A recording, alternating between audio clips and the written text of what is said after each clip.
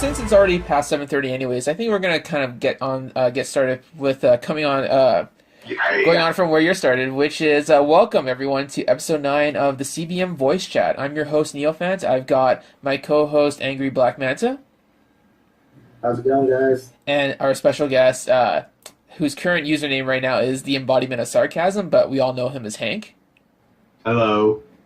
And today we're going to be talking about a film that a lot of people have been kind of are interested in talking about and debating, and it feels like because of not only what the film was, what it was trying to explore, as well as the other film, and what the other film that kind of came out around the same time was. We're going to be talking about Marvel Civil War, the 13th movie in the Marvel Cinematic Universe, how we kind of all feel about it. There are going to be some major spoilers that we're going to be kind of delving into, and overall we're going to give this film a good dissection. Are you guys with me? Sure. Let's do it. Sounds good. So I wanted to ask you guys a couple of questions, and the first one is, and this is kind of like before actually Civil War started, was after the announcement of Civil War being an MCU film, were you guys aware of the original comic that it was going to be adapting from, and how did you feel about that going into the movie? Well, I did know about the comic beforehand, and it wasn't really ever something on like my top 10 list. Like, I knew about it, it was on my radar, but I wasn't really a big fan about it. I was familiar with it, so when they announced Civil War, the first thing that actually popped in my head was the scene where Cap basically rejects registration and then jumps out the window. And then I immediately thought of the scene in Winter Soldier where he basically does the same exact thing. And I started to go, like, wait a minute, Winter Soldier was about how Cap questions the government and then is on the run from them and makes this escape after being ambushed and jumps out a window and then rallies a group of other like-minded superheroes that they're hunted down by another superhuman. And then I'm like, but then there's gonna be Civil War where Cap questions the government and then is ambushed and then jumps out the window. And I was like, oh my god, how are they going to do this? It's the exact same movie. And then I think when the trailers started to come out, I was a bit more eased down. Okay, how about you, AngryBlackManta? So I was definitely aware of the comic book. It's one of my favorites. Maybe not the best written one, but it is one of my favorite ones. And it made me, I was really excited for the movie, actually, because that was around the point where I was still really into Marvel, a lot more than DC, actually. But, so the comic book really made me excited for what could happen in the movie, because I thought the comic book was a game changer with the unmasking of Spider-Man and with the death of the explosion at the elementary school. So I thought that this might be an opportunity for Marvel to introduce some real stakes in their movies and kind of go for a different tone. Okay, sounds good. As for myself, my kind of first thought was I wasn't sure how Civil War, the comic, was going to be adapted into a film because a lot of the central conflict was the registration and the public identities of certain superheroes kind of needing to be revealed to the government in order to be registered, and that was kind of like an issue because Captain America's thing was we've got to have our own independence. We got to keep our privacy. We've got to still be able, if we want to still continue being vigilantes or heroes to people, we've got to have some stuff be kind of like set private. And then you look at the Marvel Cinematic Universe's Avengers, and they all kind of like have their identities out in the public. Everyone knows who they are and who their secret identities are. Starting with pretty much Iron Man, and it feels like there wasn't going to be a way that you were going to see an exact one-to-one representation of the story, but essentially it was about hero versus hero, Captain America versus Iron Man, and I was interested in seeing how those two were gonna like fight each other, as well as what sort of conflict would have led into that.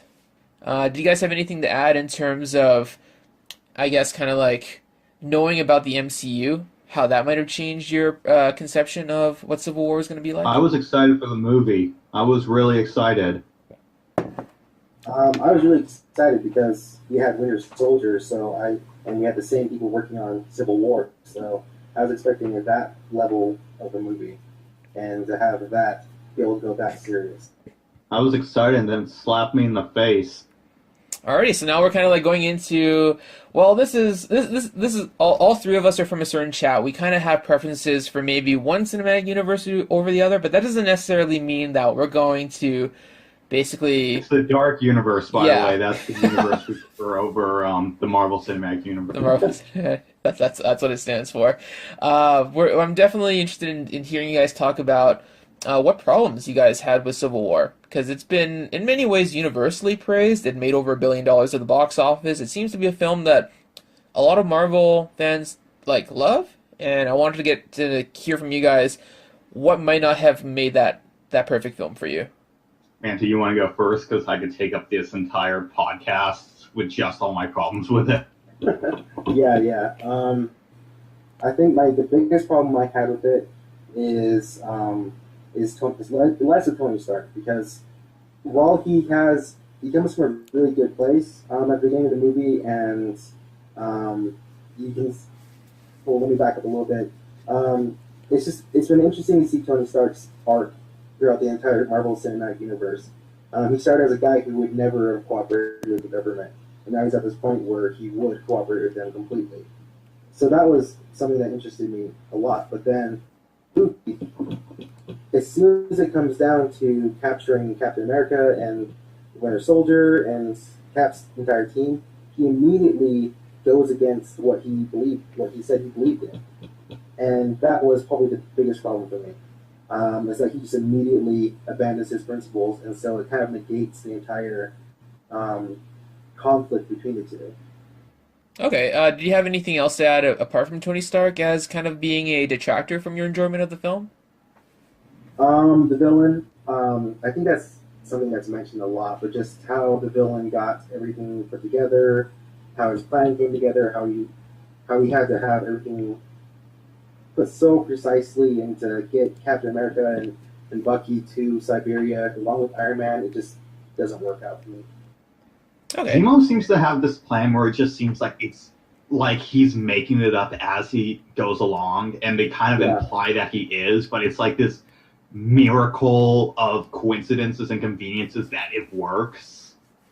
Yeah, it's really maddening when you get down to it, when you start thinking about it, which is the problem with most Marvel movies, is that while they're fun and awesome the first time you watch them, as you start to think about it, you start to see the holes in it. And also, one of the things that bothered me was that it took what was one of my favorite comic books that involved Winter Soldier. It took one of his better storylines, and then they kind of just butchered it and threw it into this movie. And I'm talking about the whole other secret soldiers and going back to Siberia. There's an entire comic book with him and Black Widow where they go explore their relationship in both of their paths, and they just kind of took aspects of that movie and crammed it into Civil War. Wow, it's actually pretty interesting. I had no idea. Like, honestly, I had no idea. Either. Yeah, that there was a Winter Soldier storyline. Was that part of like a solo Bucky book? I haven't even read the story, and I'm actually more pissed off at this movie now. Yeah. yeah. No. Go check it out. I think it's right after he takes his turn as Captain America. So after he gives the shield back to Steve, I think he and Natasha go off and do this whole adventure together. But okay, I'm gonna have to look for that book. That sounds actually pretty incredible, especially with Black Widow coming in for the ride. Sounds pretty good. Yeah, because I mean, it's not spoilers or anything, but like it's just they're both from Russia. They both worked in that division, so there's his. Okay, I'll just quickly go over my reasons for why I wasn't that big of a fan of the film. Overall, I still think it was pretty good. It just had a lot of flaws that kept it from being like, not necessarily just great, but like even like at the top of my list of the MCU films in general, and that's only comparing to the other MCU films. Essentially, it comes down to like three things. One, I wasn't a big fan of the second act because it felt like a lot of the action and the fighting in the airport was kind of like forced in for entertainment value and didn't really actually have any of like anybody serious actually fighting each other. Two, I wasn't a big fan of the basically the whole introduction of the Sokovia Accords and how it kind of gets kind of like hand waved and ignored throughout after a certain point in the movie. And then three, I kind of personally felt like Captain America kind of ended up being a huge jerk in the movie, especially when it was over Bucky and trying to clear his good name and kind of acting like an irrational psychopath, I guess, throughout parts of the movie. But those are kind of like a few of my problems. But I definitely want to give a lot more time and discussion for Hank to kind of explain in great detail his issues. Go ahead. Okay. This movie is hot garbage. Here we go. Alrighty. I think I have rewatched it more than I think people that actually like the movie, and that's because whenever I think there's something wrong with the movie, I immediately rewatch it to make sure I am not making things up. I have watched this movie with DVD commentary. I've watched the director's commentary to see if maybe there is something there that I am missing. I mean, because I've done stuff like that before, and it's helped me like other movies where it's like, okay, that's what they were going for, and now I can kind of see that in the movie, so now it works, and that's helped me with, I think, the Amazing Spider-Man movies. But this movie, because like a lot of people I see who have problems with it have it with like a very like with how certain characters are handled. I just think that this is a very fundamentally flawed movie. I just think that this is just a very poorly written and poorly executed movie.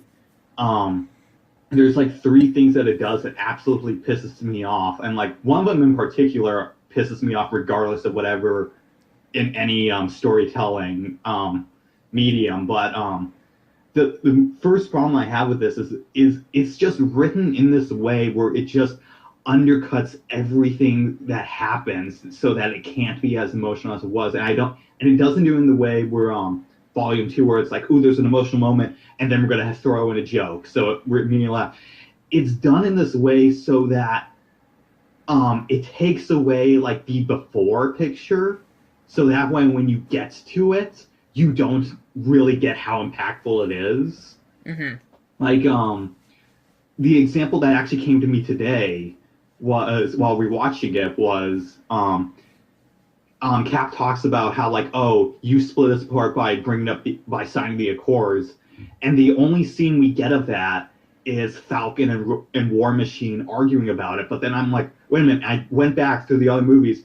That is the first time those two ever interact with each other in the entire cinematic universe. And because that is our first glimpse of them ever interacting, we have no idea what the relationship is. We have no idea if they are always like this. Mm-hmm. And because they're always like this, we don't really see how they were split. And it just does that. And that's why when you get to the beginning in Lagos and Vision and War Machine aren't there, and the reason why it's so important is because we need to see how well they work together as a team. We need to see their relationship. So when the Accords come in, we see what we're losing. But because it doesn't do that, it just goes, oh no, we've just lost our team. We've lost this great friendship. And it's like, what the hell are you talking about? We've never got to see that. We were just thrown right into the movie, and it's, man, we just lost everything. I mean, we've had some good times. Good times we're never going to show you, but they were good times. You believe us. They were amazing times. Well, I'm sure they were good times, but at the same time, you know that they've been through, I guess, kind of like almost 12 movies up to that point, and you don't see. This Avengers team was put together by the end of Age of Ultron, and they have been together for a total of one movie, which was Ant-Man. And we have never seen them in action before, this particular version of the team. And then they just drop us into Lagos with two of the members cut out for whatever reason. And the funny thing about that is the two members that are cut out are the ones who end up staying on Tony's side. So it's like the relationship that is built in Lagos is Cap's team. So basically, when you get to the end of the movie, the team you saw at the beginning of the movie that was kicking ass and just doing all this awesome stuff is still the same team we have at the end of the movie, except now they have Ant-Man and Hawkeye. Yeah, but isn't one of the arguments for why the movie was so good was because you can kind of see everything from Captain America's perspective, that because he eventually was right in the end in terms of proving Bucky's innocence, that Tony was completely in the wrong there. Do you kind of agree with that? Well, I sort of agree with that, but the problem that also comes with that is it's Captain America Civil War, and Captain America, I think, gets the least attention in the entire movie. I'm interested to hear why you would think that, because I feel like Because you if see a lot of we're Tony's talking about perspective who and you see a lot of Cap's was the perspective. most interesting characters in the movie, it would be Black Panther and Iron Man. I think they get the most development throughout this movie. I think they are the only ones who have some form of arc in the movie. I would say, while you're right about the Black Panther's development, which is amazing, I think he only has probably only 20 minutes of screen time in the movie. But one of the things I do like about this movie so much is that it does explore the relationship between Bucky and Steve and the development of. And while it does undercut some of the rest of the movie's themes, that is something that I do enjoy, is because the emotional journey is there for them. Well, I feel like that is sort of there, but the problem is that while there, because I will admit that there are some parts of this movie that do work, and when they work, they really work. But there's just so much of this movie that does not work. And one of the things I could think of is right at the end where Cap goes like, "Oh well, Bucky's my friend." Tony goes, "So was I." The problem with that is every single time we've seen them on screen together in the MCU, they've been fighting. Mm-hmm. And it's kind of like a rivalry sort of thing, but they've always been fighting with each other. Yeah, that was something that has bothered me from the very first trailer. While everyone else was crying and lamenting over that line of "so was I was like, when were you guys friends? Because we never do see them as actual friends. We see them as maybe acquaintances or people that occasionally fight together on the same team. But I've seen zero friendship between. So while I do kind of agree with that point that you don't really see Tony and Cap kind of interact together in a more friendly manner, I wouldn't necessarily say that Tony doesn't necessarily respect Cap, because after all, Cap was there for Tony's dad during the first Avenger, and you can kind of see how Tony kind of admired. Probably would have admired Steve Rogers as he was growing up because he had worked with his father over time, and how that might have influenced why he would have said that Cap was his friend too. Yeah, I mean that is one of the scenes that I do like in the movie. A lot is where you see Steve coming a little bit over onto Tony's side with the whole pens and talking about his dad. I really do like that part because it really does hint at more of a deeper friendship, but I think it's a fault with the other movies where we haven't seen that level of friendship ever. Well, what you can say that it's a fault on the other movies.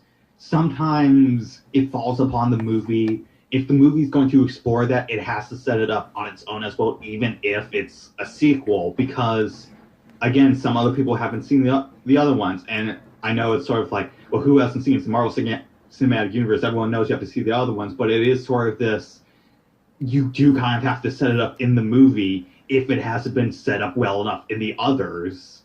And I think the movie doesn't do that. It just says, no, you can see the other ones, even if the other ones don't fill you in either.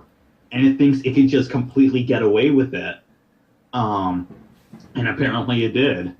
Well, I'm also kind of intrigued by wondering you don't see a lot of interactions between Avengers members in each of the different movies, but we've had Ant-Man, we've had Age of Ultron, we had the first Avengers with in 2012 against Loki, and you've had quite a few movies in between. And do you feel that was Civil War a good kind of culmination of all of that, or do you think we'll have to wait until next year's Infinity War to really see? I do not think it was a good culmination whatsoever. Okay. Do you think it might have been a plot device to kind of set up the potential storylines that we'll be seeing in Infinity War? In all the interviews with Kevin Feige, it just screams that this movie was a plot device. Because every interview with Kevin Feige where he's talking about Infinity War, he's talking about well, how do you throw the heroes off balance? Easily, you split them up, and that's why we had Civil War. I'm just so it was a plot device. And it was so you did this just to throw the heroes off balance. And it's you didn't do this because it was a good culmination. You did it just as a plot point in a bigger story. Yeah, it really does feel like a plot device, and it really did feel like a reaction to DC doing Batman v Superman. They had to have their own conflict movie.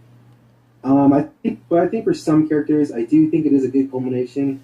We've seen their relationships develop, like Steve and Natasha. I think their relationship has really developed, and so I mean, you get a couple of those people, but altogether, I don't think there's enough connection between the movies, which is weird because there's so many other things connect. But yeah, I don't think there's been enough connection between the characters to really see them break apart, within Civil War. Does it surprise any of you that this movie is the first appearance of Tony's mom in the entire MCU? That's weird. That does kind of surprise me. Yeah, I'm trying to think of his mother in the entire MCU. Oh, wow. And she's there basically to be introduced and get killed. I really want to contest that, but I know it's true.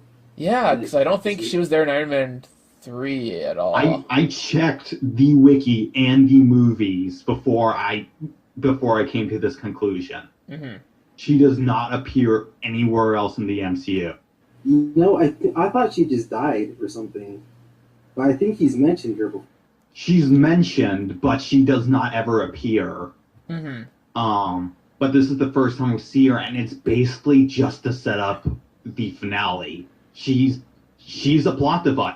Okay, well, we kind of like established that there might not have been like strong enough emotional connections, but overall, how did you feel about Tony's character? He was definitely a guy who was driven by, at first, kind of like a desire to kind of like right all the wrongs that he's made, and that's kind of been like a continuing plot thread over his time in the Iron Man films. He's always constantly like not necessarily creating, but being kind of responsible for the threats that kind of take over the world or try to take over the world. Like Ultron was kind of his fault in some ways, and at the same time, this whole thing in Civil War is kind of too, because he kind of wanted to sign the Sokovia Accords. How do you feel about Tony's character going through in the film? I think this movie totally dismantled his character. I don't think it dismantles him. But go ahead. Sorry, keep it. Well, like, because he was one of my more favorite characters, and by the end of this movie, I just hated him. And it wasn't like that, and I didn't feel like it was this, like, you're intentionally supposed to hate him. Because, like, there are people like, oh yeah, I sided with Tony in this movie. I'm like, no, I just think they kind of made him an asshole in this movie. And I feel like the same with Cap. And I don't think it was till Homecoming that I started to like Tony again. And it's because... And, like, it really came from watching the other movies in comparison to this one. Because Tony just seems so bitter, but the thing with it is is Tony... You were right, is Tony just seemed like he wants to take responsibility for his mistakes. In this one, it seems like he's trying to make everyone else be responsible for his mistakes. And that's what bothers me, because, like, it does feel like he messed up, and now he wants everyone else to take the fall with him. That's definitely not something that I had thought of, because Tony's bitterness was something that you felt could have been a through line over the course of the entire time that he's been in the MCU, starting with Iron Man 1, where he kind of realizes how dangerous the weapons that he was creating ended up being, and leading up to the creation of Iron Man, going over to Iron Man 2, where he kind of realizes that a lot of like his father's and his past has come back to haunt him, to Iron Man 3, where there's like an even greater threat that leads to him realizing that maybe his machines weren't a benevolent force, I guess, kind of like to the world, that maybe he's been causing more trouble than he's been helping. And that I can kind of understand and almost sympathize with Tony leading into Civil War, because that kind of makes sense why he would decide that afterwards, like after all his time, all his screen time in the MCU films, he feels that there does need to be some sort of like government intervention. There needs to be a higher power that who's able to keep him in check, because he feels that he's been really screwing up and creating a lot of these problems. Well, that's the thing, is that he's been screwing up, and then he's basically, throughout this entire movie, a lot of it seems to just be like, no, it's your fault. It's sort of, and I think the one scene, there's a scene in there that just really kind of cemented, like, where I kind of just sat back and went, oh, fuck you, Tony, which was right at the end of the airport scene, where Rhodey is shot down, and then Falcon comes down and says he's sorry, and then Tony immediately shoots him. Mm-hmm. And it's kind of like this, okay, that wasn't even remotely his fault. And it's Yeah. kind of like the but and the roadie like being paralyzed thing bothers me like on a number of levels, but it's like this. It's kind of like this. No, Tony's just an asshole. Like I can understand being responsible when you get to that point. It's kind of like this. Dude, you're an asshole. And then Vision comes in and Tony does nothing to him, even though it is 100% Vision's fault. And then, like, it's kind of like this, you're really kind of just an asshole in this movie. Well, that's kind of the whole point, though, because he is an asshole because he's been through so many, like, asshole-ish things and moments, and then he kind of gets confronted by that woman in the, kind of like in the back of the theater, who shows him the picture of her son, and she's like, "You basically killed him," and that gives him, like, I guess some of this really weird, like, guilt over it, and that kind of drives his desire to sign the Sokovia Accords and kind of be more accountable. It's really not surprising that his character would act in this way or take this route, because from the very first movie, that's the kind of person he's always been ever since his accident. He's the kind of guy who, whenever he sees the damage he's doing, he immediately goes hard to the other side and does everything he can to prevent another incident like that. But then he always reverts back to creating more incidents. It's not really a surprise to me that his character would want to go along with the Sokovia Accords and would try and get the others to do the same thing. And that is, like Hank said, that is an interesting way to put it, that he is kind of forcing everyone else to atone for his mistakes, which I don't like either. But it does make sense for me that his character would go in this direction, because it's been going in that direction since the very beginning, since the first movie. But I actually don't like Tony Stark at all. I haven't since the second Iron Man movie, and the only reason why I like him in this movie is solely because of RDJ's performance. That's it. I really don't like Tony Stark as a character at all. Well, what made me like Tony Stark again, and what I'm going to say this is also ties into what I think the comic did better than the movie, was the thing that made me like Tony is they basically have the Ferris scene in Homecoming, and I think what made me realize is, you know what? This is the first time Tony is shown on screen saving people from something that isn't in some way his fault. Mm-hmm. This is the first scene in, I think, like 15 installments where he's actually going out of his way to save people. Everything else, it's been, oh, Ultron, that was my fault. Yeah. Or something like that. This is the time where there isn't a bad guy to fight. There isn't some world-ending event. It's just a fairy, and this is the first time he's going out saving people. And I'm like, you know what? I like Tony again because he is a hero, unlike in every other movie. But the thing with Civil War, and there was a video that pointed this out, is he talks so much about like collateral damage and civilians getting caught in the crossfire. After the Lago scene, the Avengers interact with absolutely zero civilians, or save any civilians throughout the rest of the movie. That's what bothers me too, is that there's all this talk about collateral damage, and then as soon as it comes to fighting each other, Tony's blowing up planes for absolutely no reason at the airport scene. Like when Wanda and Hawkeye are running, and he just starts blowing up planes.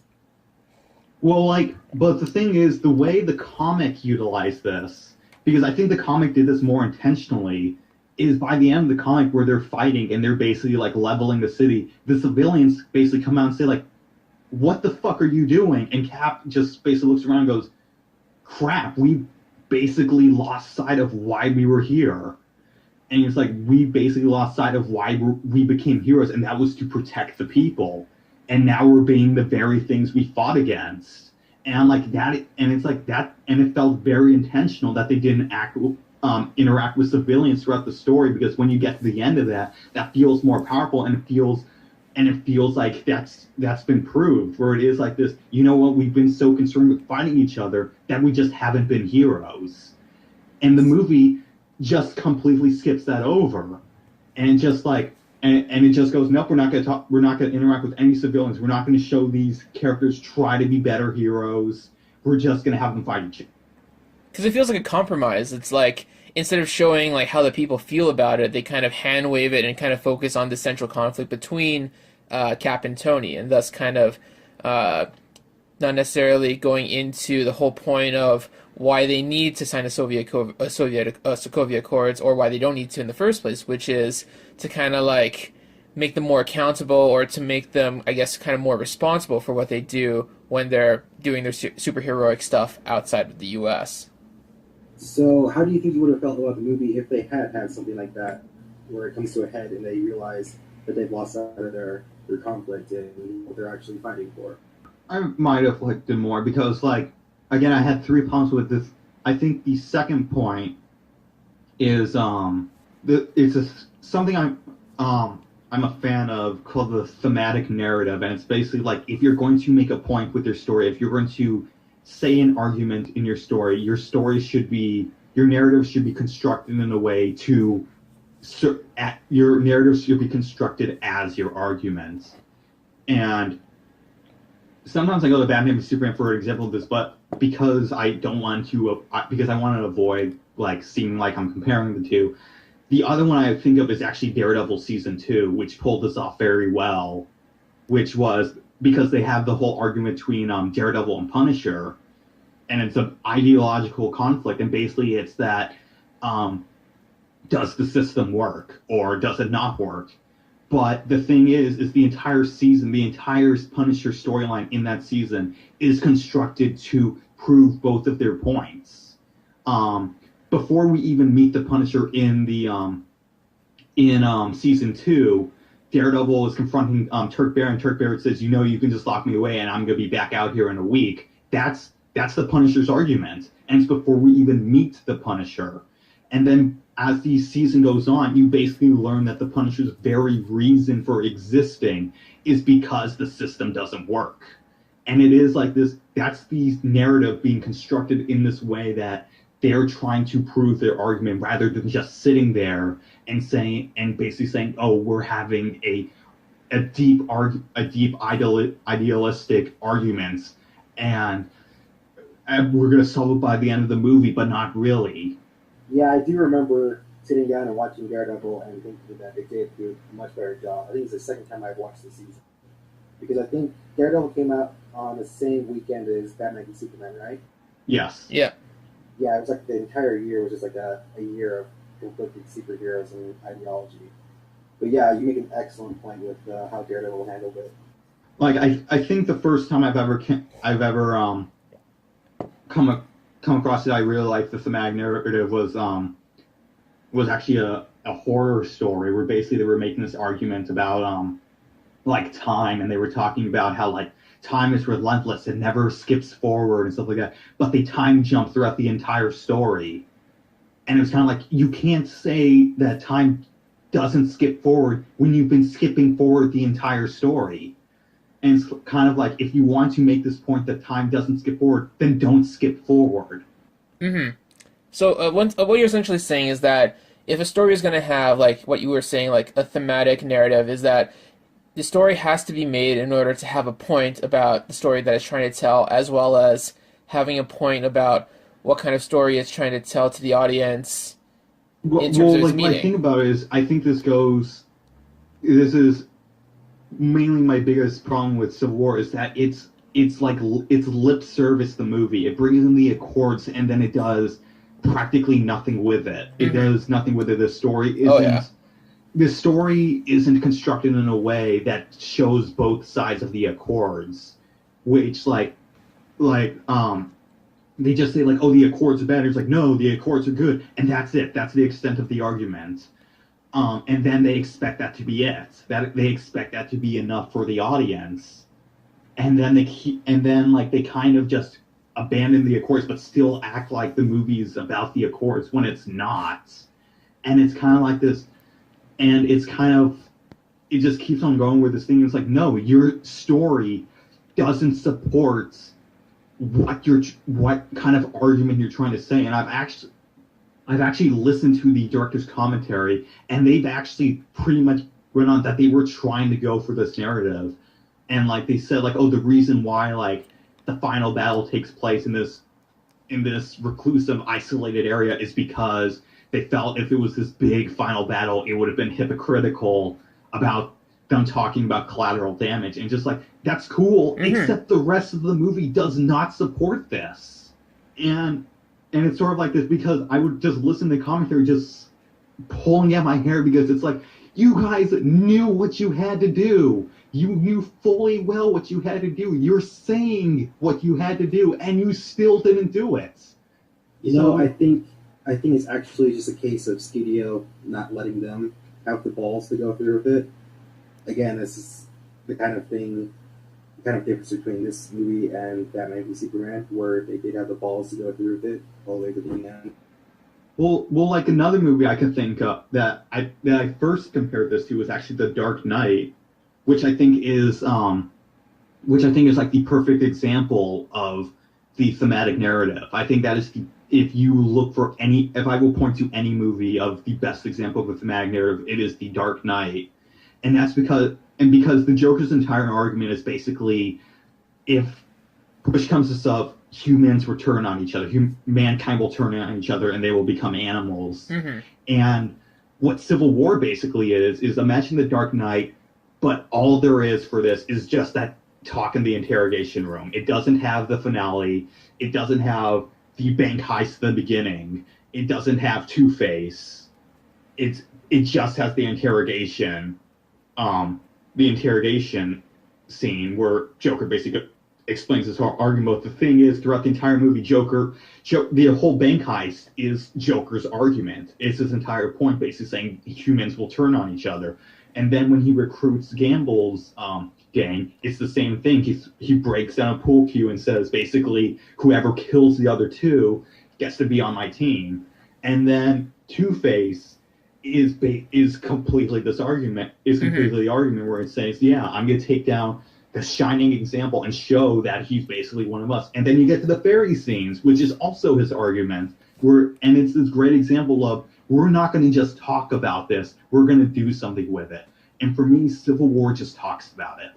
Okay, but yeah. I mean, what you're trying to say is that, are you trying to say that the Sokovia Accords had to lead to something, or that they had to kind of like actually show it in motion, or does there have to be necessarily a winner? Show the Accords the consequences of what they actually are, or like something like that. Where it's basically, if you're going to bring the Accords, it says show us why it sucks to follow them, but also show us why it sucks not to follow them. So essentially, more arguing, or more of kind of like a flash forward of the Sokovia Accords actually being used in motion, kind of like maybe like a screen where you see the heroes actually like working under the panel. Comic did well, which was basically, it showed very much why the Accords were needed, or like the Registration Act was needed, but it showed why it was a bad idea. Where it's basically like, because the reason why I started was because it was basically because of a bunch of untrained superheroes who basically went in to a place where they had no business being, and this resulted in an explosion that basically killed hundreds. And then the Registration Act comes in and says, you need to sign up with the government, you're going to receive training, you're going to reveal your identity, and you will be an agent of the government. And if you don't, we're going to arrest you. And when you do that, that's a very clear idea of what the Registration Act is, and that gives you enough to argue for either side. Because basically, if this team at the beginning that was responsible for the whole thing was part of this event would have likely never happened. Meanwhile, when you get to the movie, and I've asked this to other people, and it says, okay, so if the Accords were in place, how would have Lagos played out any differently? And no one can answer that, because no one knows how the Accords work in this movie, because they aren't defined whatsoever. Exactly. They don't really go further into the explanation. All they kind of say is that there's a panel, and the panel will decide if the Avengers should intervene or not. That's pretty much it. Well, that's why I landed so hard on Cap's side, is because it was just such BS that you have this panel, and like you have no idea how that panel works. I mean, would you have like a liaison? Because I thought that's what Martin Freeman's character would be. Was he would be the guy who would tell them, who was coming in and telling them that hey, you need to do this, you need to go to this situation, and no, you can't go to this situation. But it ended up not being that at all. But yeah, you never see. Well, like, but there's like another part where it completely dismantles that point. Where later on, after like they're fugitives, Ross basically says, "You know what? This is bad. We're sending troops after them." And then Tony is able to negotiate. No, you send us after him. And it's kind of like, okay, so you can go where you want to go. You just have to negotiate with them. Well, yeah, and like we're supposed to find it funny, but after Falcon tells Tony where Cap and Bucky are going, he completely sidesteps Ross, and at the end of it, as he's flying away, Ross has this look on his face like he knows exactly what Tony's doing, and you might even detect a little bit of a smile there too. Like it's just there's no.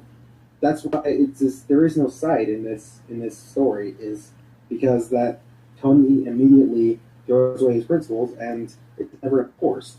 The bullets are never enforced. Like you were talking about with the Civil War comic book, you see the other heroes being hunted down. You see Daredevil being thrown into the negative zone. We see the Young Avengers being hunted down and tranquilized, and you don't get any of that in the movie. You're right. So weirdly, you kind of get into something that I kind of like thought was more kind of in Tony's favor, was that because he had the ability to kind of like influence how the government decided to want to hunt down the fugitives, that maybe Tony was kind of right. Because there was like a scene where he was like, "Oh, Steve, you should just sign it. Because don't worry, we can change it around later." And you could kind of think that Tony, as a kind of like a wealthy industrialist who has a lot of like ears and eyes in the government, or who could potentially have an influence, would have been able to kind of like change the Sokovia Accords or trying to manipulate it in a way that would have benefited he and his team to their most. Like, do you think that could have been something that needed to be shown more to kind of prove that there was maybe like a both sides thing going on with the narrative? For me, that kind of just destroys the conflict a bit more. It just makes the whole thing seem a little less unnecessary, a little more unnecessary. Well, you see, like the problem is that what the movie does is there's too much of a compromise. If we'd seen Tony doing a little bit more of what Ross wanted, I would have been a little bit more okay with it, but he just completely goes against everything he's being told to do in normal Tony Stark fashion, and just he goes against everything he was talking about previously at the beginning of the movie. Yeah, because it's also... What I kind of feel like with Civil War is basically, like what I feel like with the Accords are, is in the comic it's basically like, okay, pro-registration, you get trained, you are put on missions. It's like you are assigned to the missions that you are best suited for. It's like anti-registration. You have to expose your identity, which might endanger your loved ones, and if you don't sign up, you're arrested. That is infringement of freedoms. Discuss. While the movie is like, Cap's right, Iron Man's right, discuss. And it's like, that's all they give you. And it basically expects you to do all the work for it. And I think there was never really a point where, like in the comic book, after the first battle, during the first battle, Cyborg Thor kills Goliath, Black Goliath, I think his name was, and that was a huge turning point for the entire comic book. That's what made Peter go against Tony. And there's no point in the movie where that happens. I mean, we're supposed to believe it's with Rhodey, but it means nothing because he didn't die. Well, okay. This is getting to my my biggest problem with that entire scene, is because in the comic, it was very much because the fighting was getting too far, and I've heard arguments talking about like, oh, Rhodey being paralyzed is a sign that this conflict was going too far. I'm like, there's only one problem with that. Vision's the one that shot Rhodey down, not anyone on Cap's team. And when you do that, you basically take the biggest loss of the fight and reduce it to friendly fire. And because of that, there isn't this idea that anyone went too far.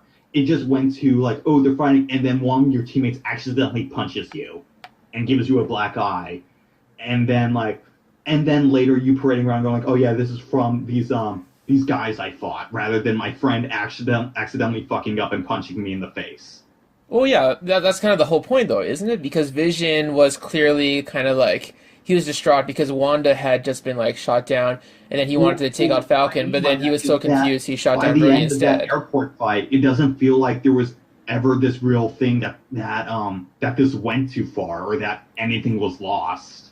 It just felt like a skirmish, and then they throw that at the end, going like, "No, we lost something. This is going too far." And it's like, no, not really. Again, that's like my problem with them throwing in the Winter Soldier storyline, is because while Bucky is one of my favorite characters in the movies and in the comic books, his story is weird because it's my favorite part, and yet it's the part that screws up the movie the most. It's because if we didn't have to have them trying to get on that plane to Siberia, maybe we could have actually explored this story with the Sokovia Accords and the actual Civil War.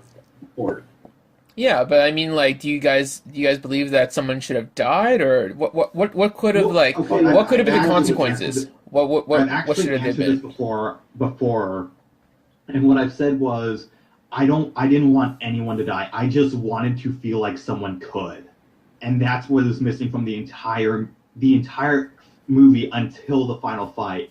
Is they're fighting, and there's never this feeling that someone could get hurt, but that's a feeling that was throughout the original comic. Was when they kill Goliath, there's this it establishes, yes, people can get hurt during this.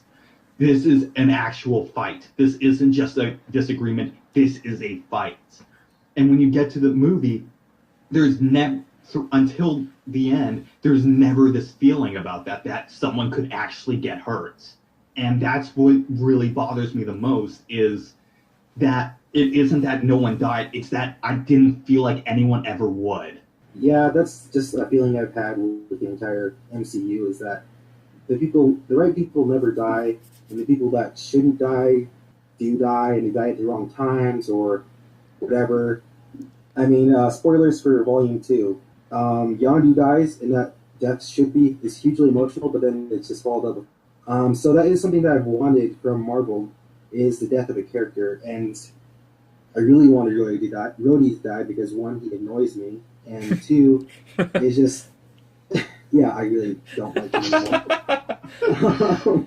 It's okay. Him and Falcon, but yeah, it's just, I feel like that would have legitimized some of this movie a little bit. I feel like I could have respected it a little bit more, even though it is still one of my favorite Marvel movies. I think it could have been pushed to the top if they had thrown in some sort of death or just something. Because I thought with this movie, that they would maybe go for a little bit of a tone change and things that might get a little bit more serious. Or some sort of tangible consequence, because going off where I said where I don't feel like anyone died, the final fight, I think is why this movie is one of my lowest. I think it's my least favorite of the entire MCU. I think the final fight is somewhere in my top 10 of favorite MCU moments. And I think I would actually argue that if the entire movie was like the final fight, I would have loved this movie. You want to know why you like it so much? Because there are stakes. Mm-hmm. Oh yeah. I do like that third act too, yeah. Because you're watching that entire fight, and there's this, and you finally get this, oh shit, someone could actually die during this. Where it is like this, someone could actually get hurt during this fight.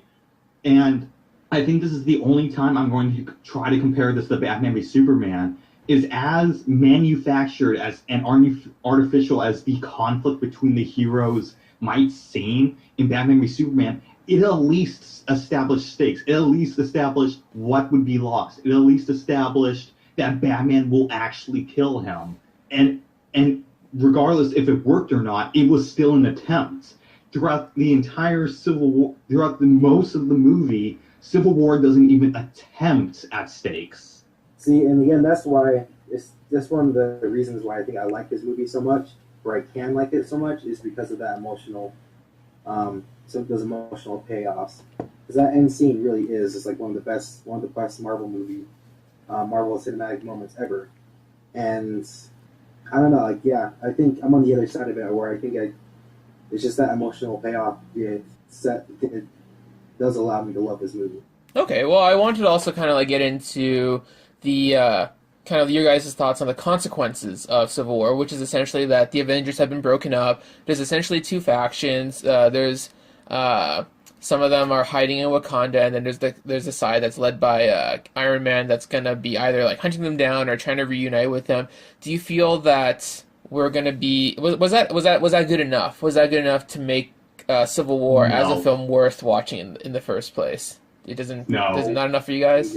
Well, because how I've said earlier that I feel this movie undercuts so much of its stuff that this in general really hurts the consequences of the movie, where it is like this. We never got to see what this team was like before they got split up, and then when we get to the end, Cap's team is still the team we saw at the beginning of the movie in Lagos, except now they have Ant-Man and Hawkeye. Hulk, Thor, and Doctor Strange weren't affected by this whatsoever. And then when you get to Homecoming, everything just seems to be as usual business. There doesn't seem to be any radical change there either. Because like you see, like Spider-Man's still able to act free, so it's like, okay, so nothing regulates the vigilantes, so okay, so we're just gonna wait for that can of worms to just open up. But Iron Man is able to act and it doesn't seem like he answers to anyone in Homecoming at all. So it's kind of like this, okay, did Civil War remotely even happen? So like it doesn't feel like it's even addressed in Homecoming, and hopefully Black Panther will like follow up on this, but it doesn't. Well, it is just doesn't feel like anything was lost. It is addressed in Homecoming, but it's treated as a joke because they mention that Cap is still, it's like, well, too bad he's a fugitive, and that's like, it. oh, I'm pretty sure he's a war criminal, but blah blah blah blah. But it's like, but like I look at that, I'm like, okay, but we still have Hulk, Thor, Doctor Strange, Daredevil, all the Defenders, Spider-Man, Iron Man, Vision.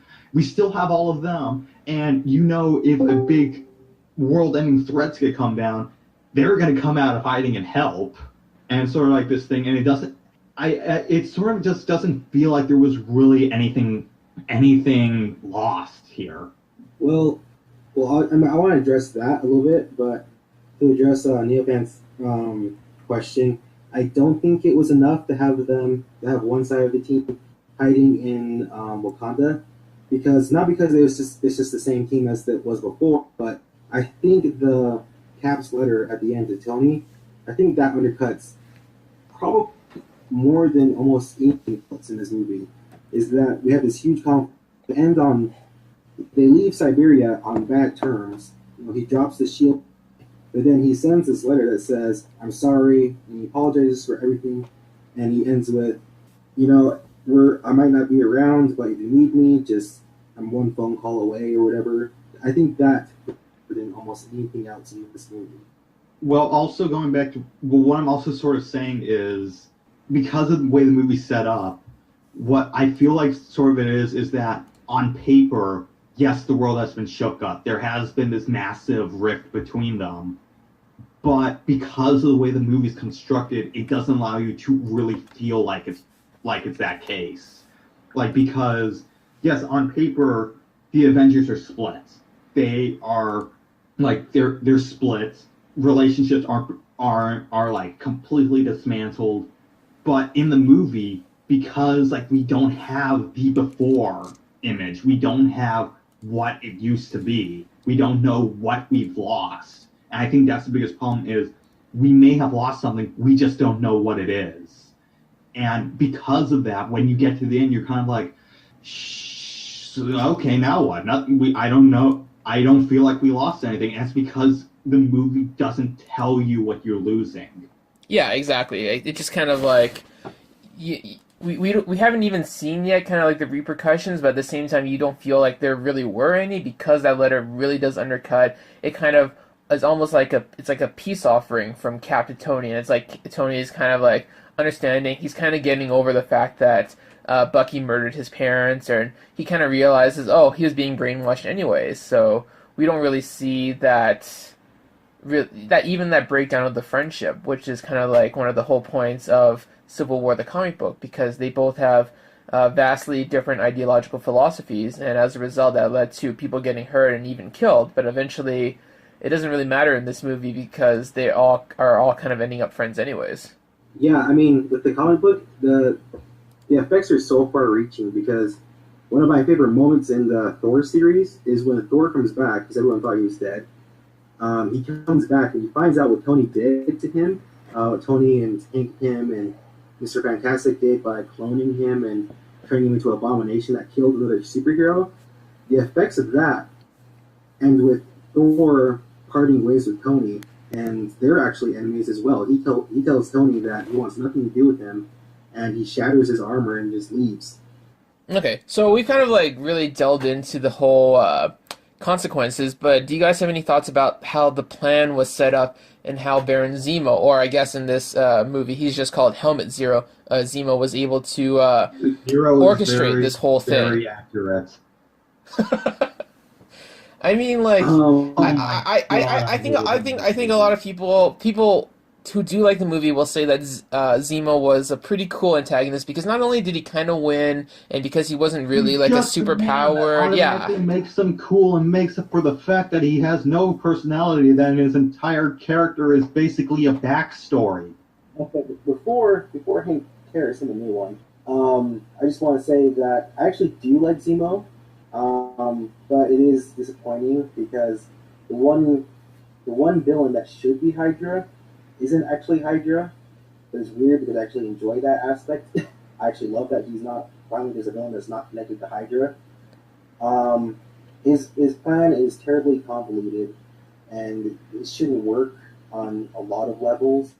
But I do enjoy Daniel Bruhl's his performance.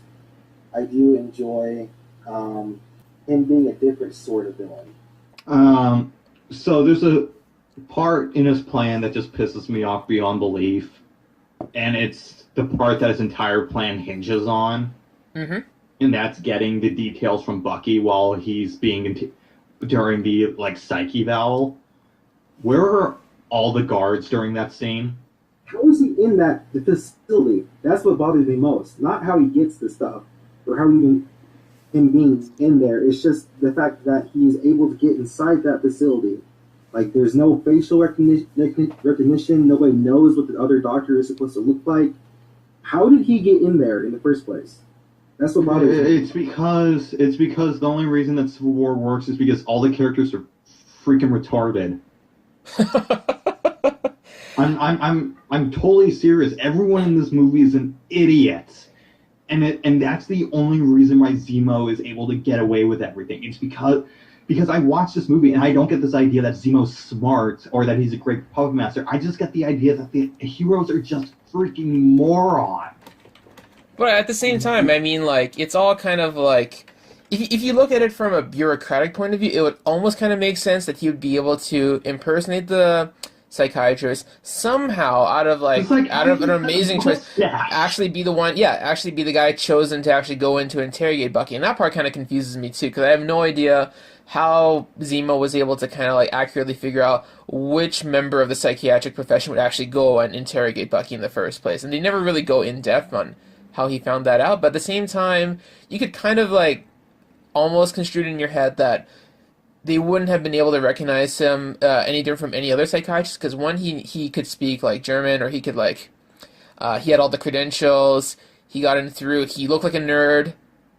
I mean, if it wasn't for the lack of security, You look like a nerd. Come on in. Exactly. That's what all psychiatrists are. But I mean, no one could recognize Clark Kent as Superman. Oh, look, it's Clark Kent. No, Clark Kent looks like a nerd. That looks like Superman. You know, like, I can get past this villain. I can, suspend my disbelief or whatever. Because, again, I really do like this movie. I actually really do like this movie, despite how I've sounded. But when you compare him to Lex, and how Lex manipulates Clark and Bruce Wayne, it really is just retarded. It is, I don't know, just mind-boggling how stupid. Well, I wanted to avoid the comparison, but like especially in the Ultimate Edition, I get this idea that Lex is just a really effective puppet master. That he always has a backup plan. That he always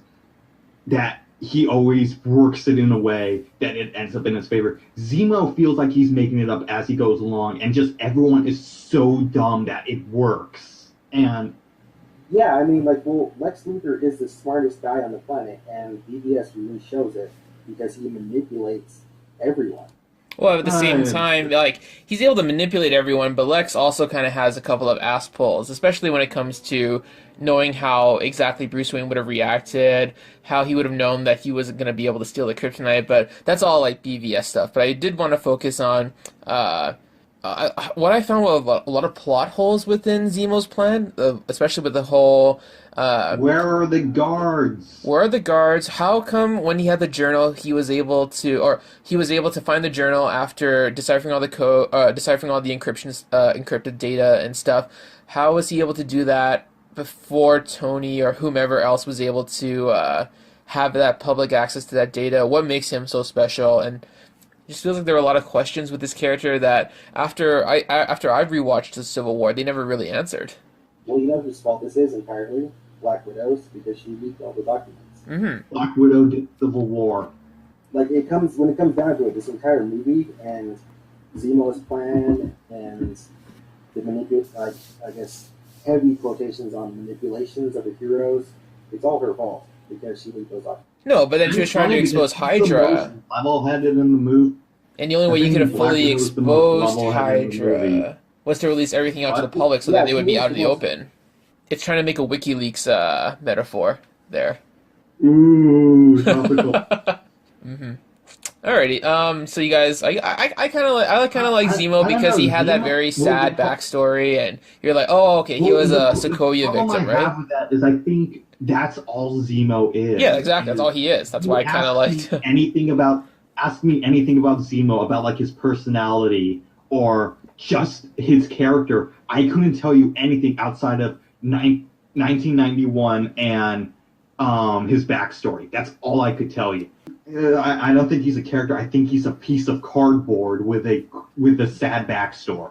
At least he has a backstory. I'm just thinking of rewatching. I watched Rogue One recently. I'm like, none of these characters have any like personality at all. But that's on another tangent because I'm not a big fan of Rogue One. I don't know if have you guys seen it? I've seen it. I've had my problems. I don't think a lot of it was in. It was in the character development, but everything else I thought was actually done fairly well. Yeah, I'm actually a big fan of Rogue One. Okay. The thing I probably dislike the most is the score. Okay, yeah, sorry, I didn't mean to get onto that. I was just thinking of like other movies where I was kind of excited to see how these characters would interact with each other, but eventually like their lack of character development or their lack of backstory kind of really hampered me on appreciating them as characters. But we'll continue on the Civil War because we can talk about other characters who kind of get thrust into the spotlight, and that's the addition of two new superheroes to Civil War, which were Spider-Man and Black Panther. How did you guys feel about those two? Spider-Man could have been cut from the movie. Nothing would have been lost. But you gotta have him there to set up Homecoming. And think of No, all that money that Sony need. Sony is like so down in the dumps. They needed Spider-Man to prop them up. Movie, absolutely. I was mixed about it because it's like, ooh, it's Spider-Man, I love Spider-Man, but also on the part I'm like, he has absolutely no bearing on the plot whatsoever. He is there for fan service. He isn't there to impact anything. He is just there to be cool. Why is Ant-Man there? To be cool. Why is Hawkeye there? To be cool. Actually, he's there to get Wanda out and be cool.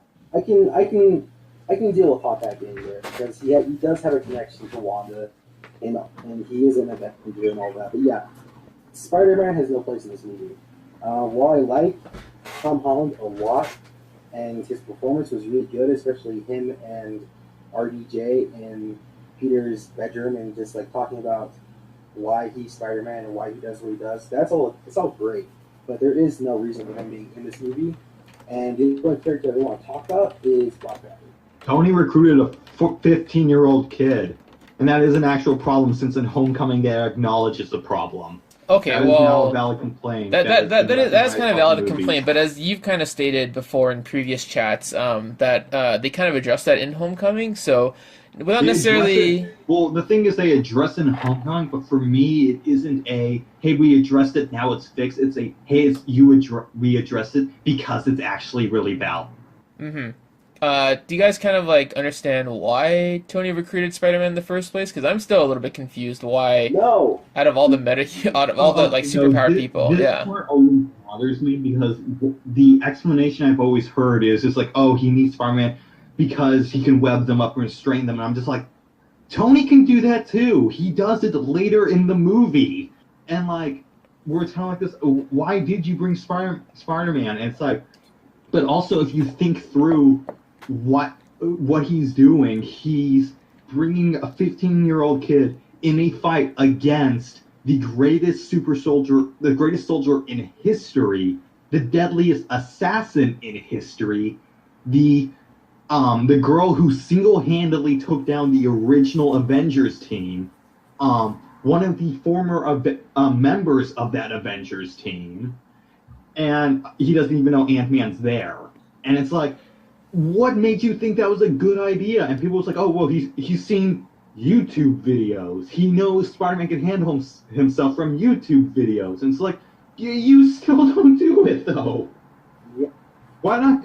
And I've actually said, like, you know what would make sense? If he got Luke Cage, if for some sort of community service, because Luke Cage, I think, was arrested around this time, if you brought in Luke Cage, and to shave time off his prison sentence, he had to serve the Accords. Yeah. There really is. There's no point to him being there, except for because we're supposed to believe he needs some other guy to help them. When Vision himself, He was there because they had Ant-Man, and if they didn't have Spider-Man, then it would have been uneven.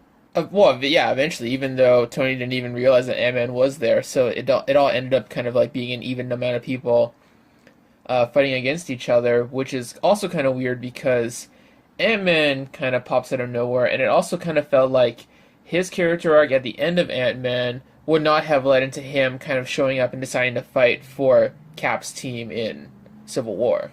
Oh, by the way, the only YouTube video that we see of Spider-Man is the one where he gets hit by a car.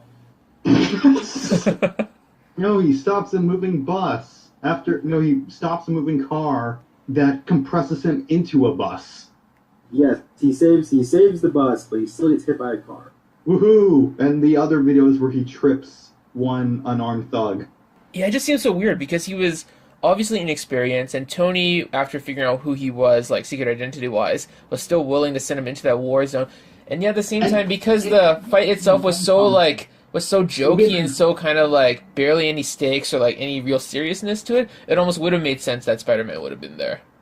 Well, also the thing is, even in Homecoming, they actually have like two scenes where they address spoilers for Homecoming, even though we're already blowing this out. But in Homecoming, they have two scenes where they basically address like his involvement in Civil War, and basically there's a scene where basically Tony goes, "Listen, if Cap wanted to kill you, he could have, and he probably would have." And it's sort of like this, then why did you bring him? It's like, if you knew this could happen, why'd you bring him? You know, what would have made it better, I mean, this would have almost made it entirely all better for me, if there had just been some line where Tony said, you know, that since you've been around, or since you've started doing this thing, like 200 plus criminals or something are now in prison or something like that. Just to show how effective he is, or just how good he is as a superhero. He's about as effective as Daredevil, yet no one's looking for Daredevil. Yeah, it really didn't make sense. We talked about you know what? Daredevil would have gotten the job done. Yeah, but they had established earlier in the movie that Cap tries not to kill anybody, because in the beginning when the special forces are after Bucky, he's like, "Oh, Bucky, you shouldn't be killing them. You're gonna like do something really drastic." And Bucky's like, "No, I'm not gonna kill them." And then he punches through Cap on the floor to grab like stuff out, or like his backpack or whatever, right? So they were definitely kind of like, okay, well, the exact line in Homecoming is, if Cap wanted to lay you out, he would have. But it's sort of like this. Okay, so you knew that Cap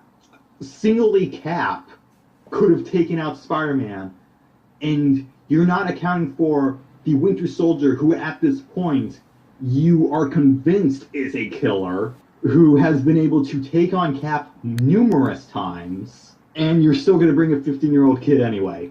Mm-hmm.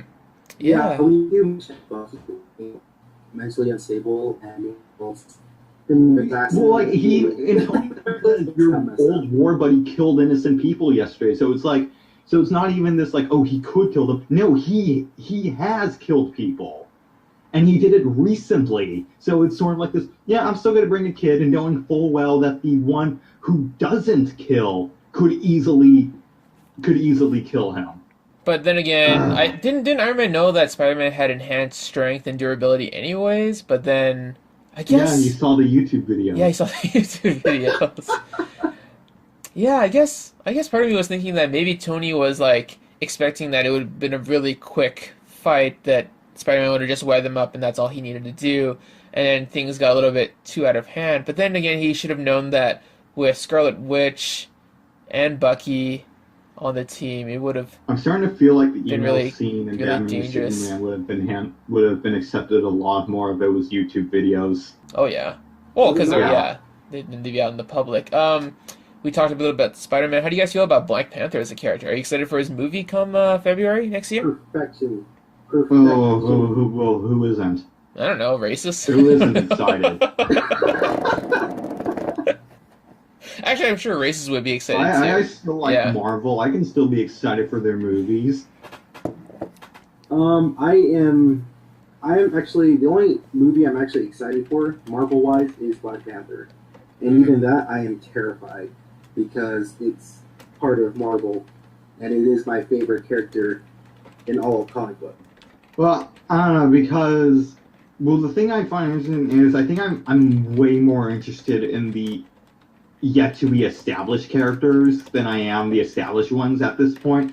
Like, I'm more wanting to see what they do with Captain Marvel. I'm more looking forward to what they do with Black Panther.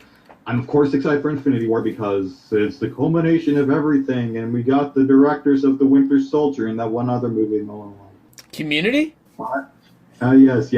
Yes, all those great pillow fight episodes of Community. Okay. But as far as the character was handled, I think he was handled better than any other character really in the Marvel universe. If you know anything about Black Panther, if you knew anything about Black Panther, you knew that he wanted nothing to do with the Civil War in the comics.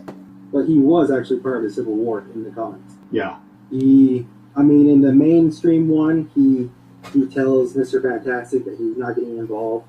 But if you read his series, he does get involved. He's actually one of the turning points in the conflict.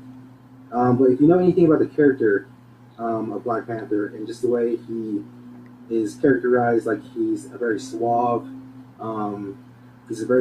guy. He's very intelligent.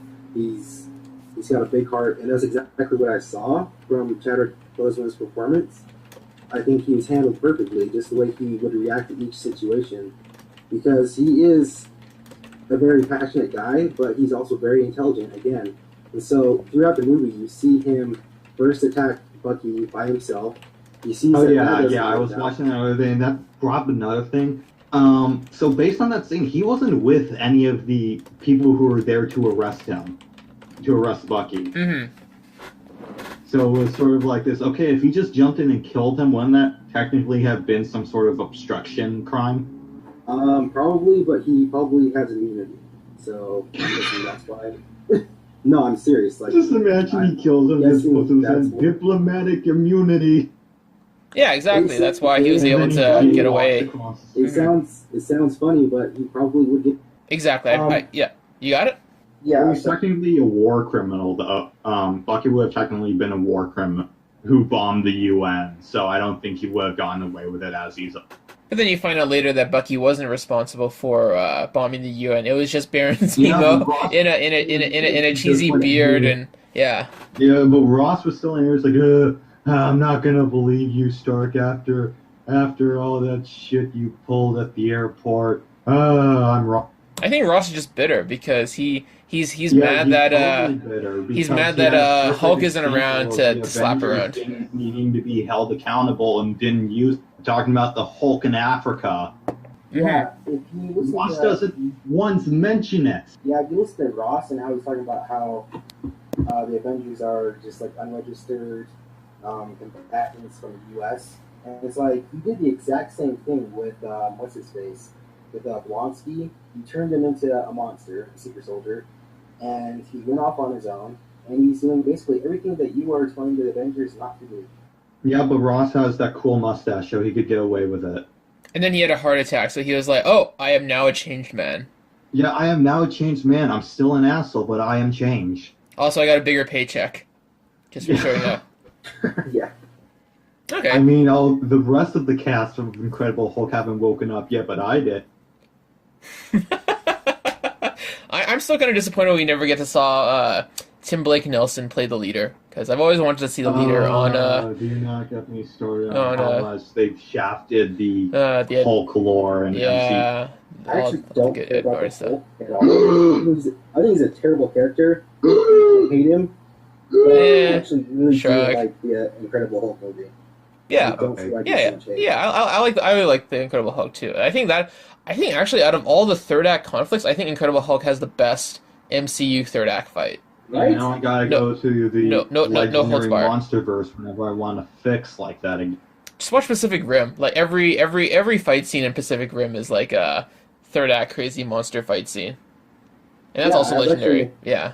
I was actually watching all the fights from Pacific Rim today at the gym, and yeah, that's exactly my thought. Is there's not one bad fight scene in that movie. Exactly. It's if you just treat it as like a crazy action monster movie, it's absolutely perfect. But then if you look at the rest of the story, it kind of has some unravelings. But yeah, that's kind of like almost like the opposite of Civil War in a way. For the entire Africa attack, and she faced absolutely no consequences from it.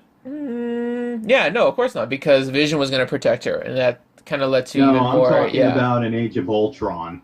Oh yeah, she was responsible for all of that, and it is not once brought up in Civil War. Wasn't that? No, that was. Yeah, you're right. She was responsible for a lot of crap. Because I was thinking of Baron Strucker influencing her, but then they kind of undercut that by killing him off like off screen, and I was super bummed out about that in Age of Ultron. No, they killed him, and then they go to Claw, and then she takes out the entire Avengers team, and then she influences Hulk, and Hulk goes on a rampage. Mm-hmm. Let's not talk about Age of Ultron, because every time I think about it, it makes me more and more angry. Yeah, that's my Hank Civil War. That's my least favorite MCU movie right there. Oh boy. Well, getting back to Civil War, if I could talk about the main thing that I think that like regardless of like what like plot holes or writing is filled up, the thing that always keeps me from really liking this movie is that because like the Accords don't really have anything to do with the rest of the movie, but the movie keeps on acting like it, and for me, it feels like this entire movie just feels incredibly dishonest. I feel every time I watch this movie, it feels like this movie is sitting there lying to my face and thinking I'm too dumb to realize that it's lying to me. And like something like that, I feel always just goes beyond bad writing or just plot holes. That's I think what absolutely like plunges this movie down to the bottom, and why I just can't like this movie is because it just feels like it's lying to me and being dishonest. You know, we've talked about all these things about why this movie is kind of sucky, but I still would put it near the top of Marvel's movies, and I still would never put it below Volume 2 or... I think I would put Volume 2 above Civil War at this point, and I definitely put Homecoming above Civil War. So right now it's actually right in the middle. It's like my seventh favorite out of the 14 MCU films that I've seen. It's straight at the bottom for me. Yeah. Because all the trailers and like the movie itself is like, this is an ideological conflict. This is like bonds will be broken and stuff like that. And then I'm watching the movie and it's like going through and I'm sitting there the whole time going, just how dumb do you think I am? And by the end of the movie, Marvel's pretty much like, we think you're pretty fucking dumb. And like by the end of that movie, I'm just like, no, I don't like this movie. I can't sit and say, yes, I like this movie that just feels like it treats me like a moron every single time I watch it. You know, I wasn't fooled because I realized that's what Marvel was doing with Age of Ultron, because that was the ultimate deception right there. Was you were you were teased with this super serious, just different movie. I don't know how else to describe it. It was just completely different than what we actually got. It was it was like we were promised a serious movie and then we got a parody. So after that, I haven't been fooled by Marvel's trailers. That's true. I was really disappointed that Ultron didn't end up as being as cool or badass or just plain old malevolent as he could have been, as he was in the actual The movie. leeway I give Age of Ultron, though, is as the trailers went on, they began more to reflect the tone of the movie. Civil War did not. It kept on maintaining that this idea that it's this deep ideological conflict. So I think that's why I think I'm less upset about Age of Ultron, because eventually the trailers did reflect what the movie was. Hmm. Okay. I guess kind of like one of the messages or like one of the things that we had to learn is that as much as we like trailers, they're not going to necessarily be indicative of how much we'll like the Well, movie not just overall. going off the trailers. This is what I just feel like from the movie, that this movie feels like it's making this big ideological conflict where it's talking about like, ooh, pick a side. You need to pick a side, and it's sort of like this. Well, both sides suck, and it's kind of like both sides suck, and neither of them have given me enough information to actually choose a side. It's like feels like those math problems where like it's basically like where one of the options is, do you have enough, where it's like, do you have enough information to solve this problem? It's like, no, I do not have enough information. That's what this movie is, but it keeps on acting like it is, like it's giving you everything, and it's giving you zilch, and it's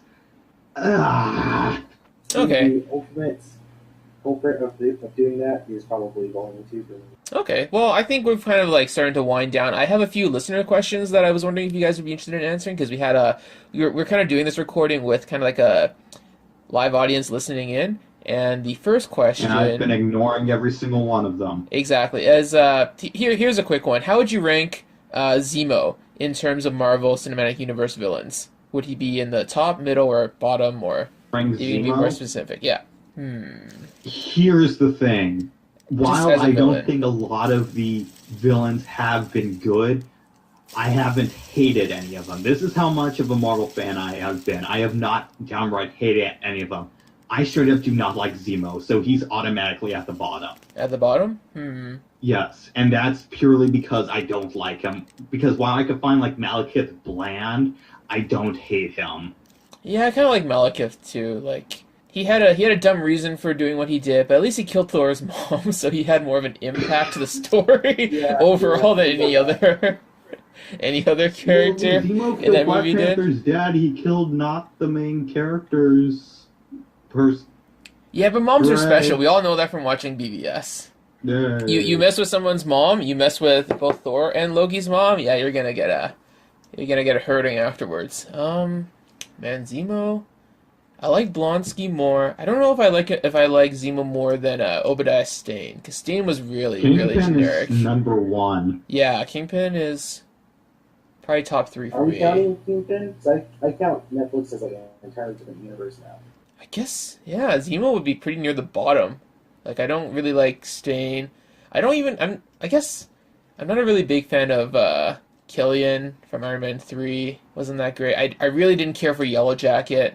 So right above those 3 would be Zemo for me. I'd put him in the middle because I have Obadiah Stane at the top. While I hate the movie, I would put Ego up near the top as well, Hmm. just because Kurt Russell saved that entire game. Oh, Ego was good. Yeah, Ego was pretty good, yeah.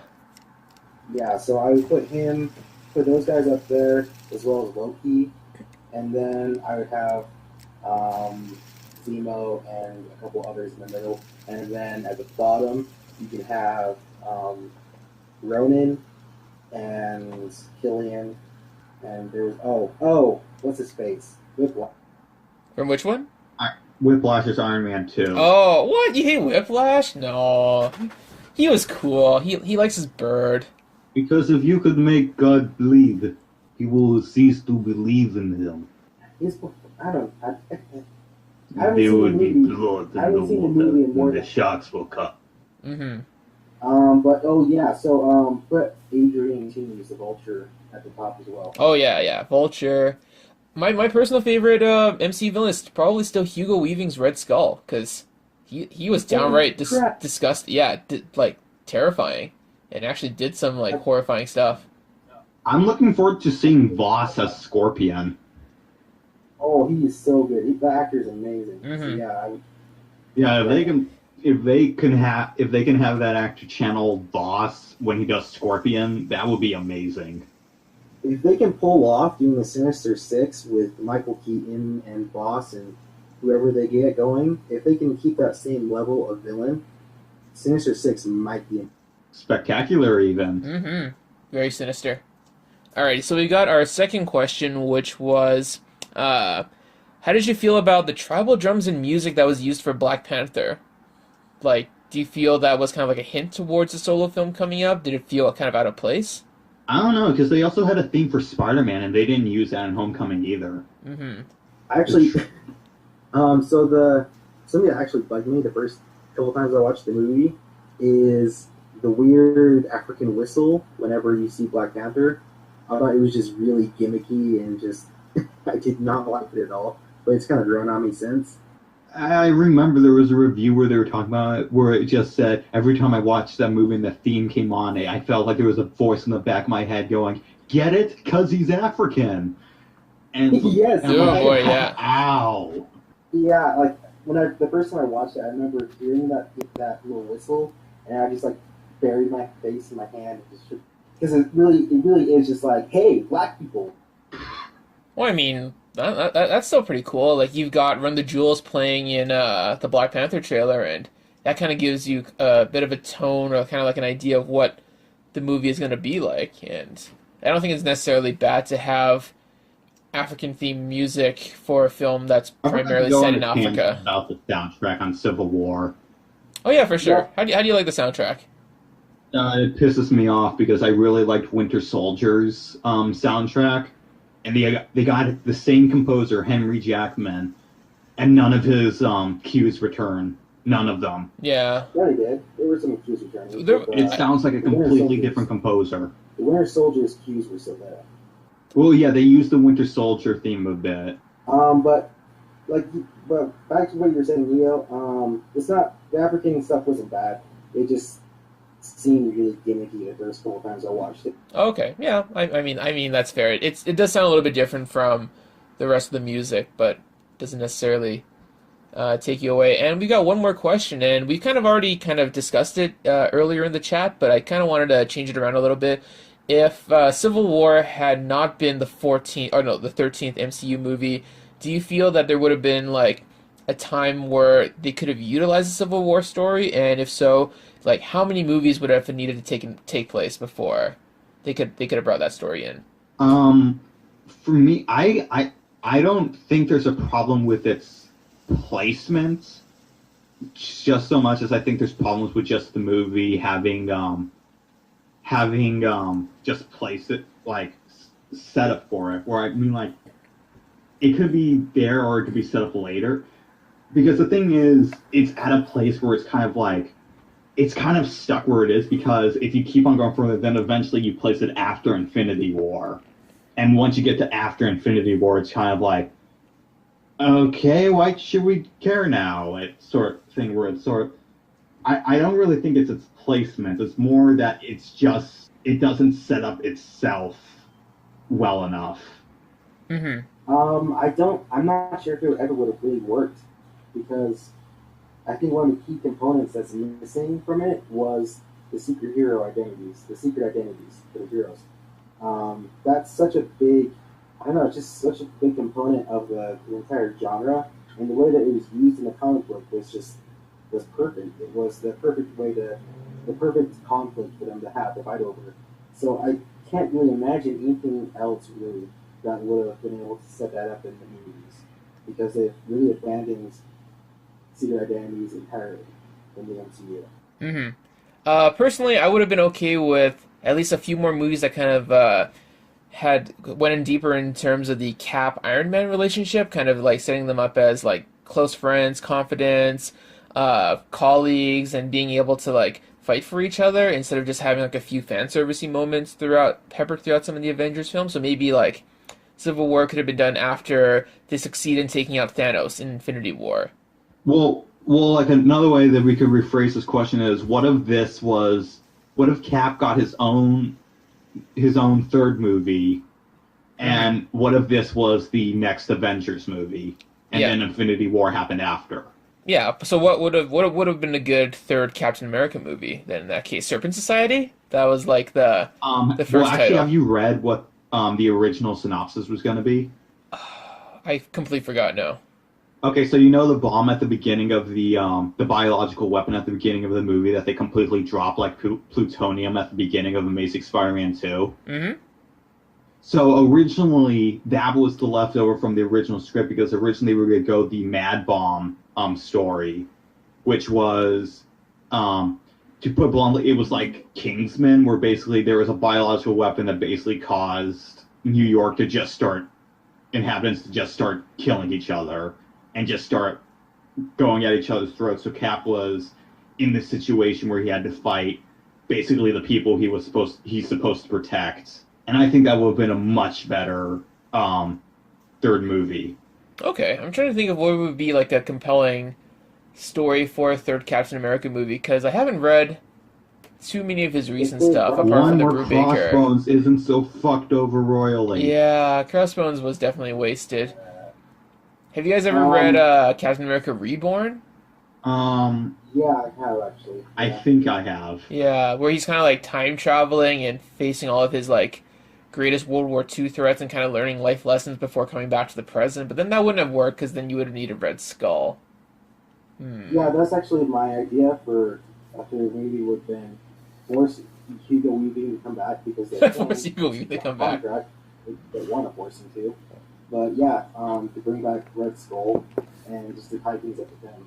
Maybe introduce. There's a comic book series where it's kind of what I think you're talking about, where it's actually an Avengers, but it's actually this red mist that's taking over, that's like sweeping over the nation or something, and it's just like killing people.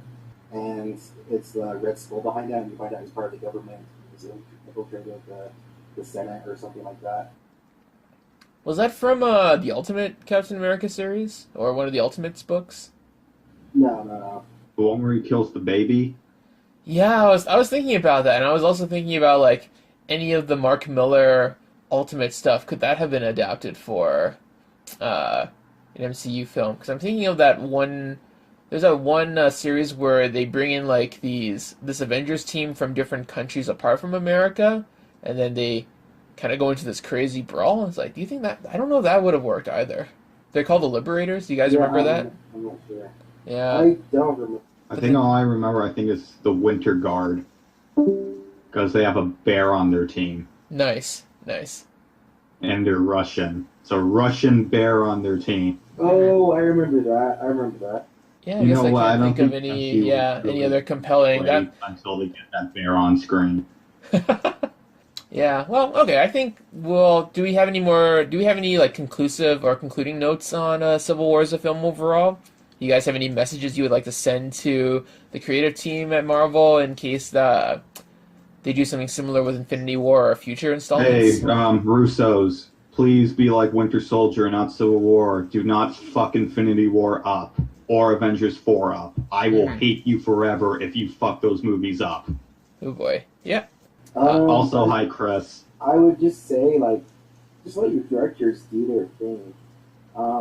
Like, I hear that there's been, like, some stuff between Feige and, Coogler with Black Panther and just, like, fighting over that. And it's just, I feel like it's the same for every single Marvel movie. The director wants something else, but Feige rules all. And it's like, just let your directors do their thing, and, maybe we could have some movies with some balls on them. My message would be for the MCU films to kind of take more risks, to have more kind of like I not necessarily show more deaths, but kind of like have some real emotional weight behind their actions. Because I feel like being such a big juggernaut they are right now, yeah, being such a big like powerhouse film juggernaut they are pretty much impervious to like any sort of like criticism or anything. So if they do like take those risks and kind of like make a film that intellectually and emotionally challenges us as much as BVS and Man of Steel did, then I think they could potentially have like way more than just a single $1 billion picture on their hands. Hey, you know what they should have done for the Black Widow movie? The Black Widow Winter Soldier storyline. But no, they blew it on this. They can still do the romance between her and Daredevil, and finally get Daredevil in the movies. Oh no, that's my message. Get Daredevil in the Homecomings. No. Yes. No. Yes. Get Daredevil in a Spider-Man movie. That would never work now until Peter Grove. How will it not work out? It will work out fine. The tones are so completely different. Yeah, that's why it works, because if the first movie was about him growing up and being introduced to the world of the Avengers, the second movie is about him being introduced to the underbelly. No, it does not work. I mean, It Netflix and the movies are like two completely different. It works because I say it does. No. And as all people would like to say, I think we've kind of run our course. And thank you guys again for joining us for episode 9 of CBM Voice Chat, the Civil War episode. Take care, and I think in a couple of weeks, or maybe even next week, we'll do a Wonder Woman retrospective. And I don't know if you guys would be excited to hear about that, but in the meantime, have a good night. Yay! Yeah. Alrighty. Say goodbye, everybody. So fuck all of you.